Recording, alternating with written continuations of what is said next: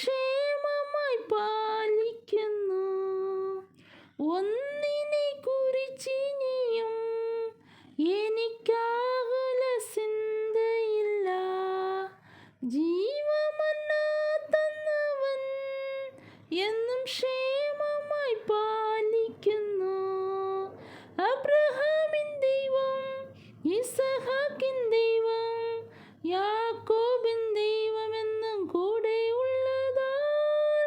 അബ്രഹാമിൻ ദൈവം, ഇസഹാക്കിൻ ദൈവം, യാക്കോബിൻ ദൈവം എന്നും കൂടെ ഉള്ളതാൽ. സിയോൻ യാത്രയതിൽ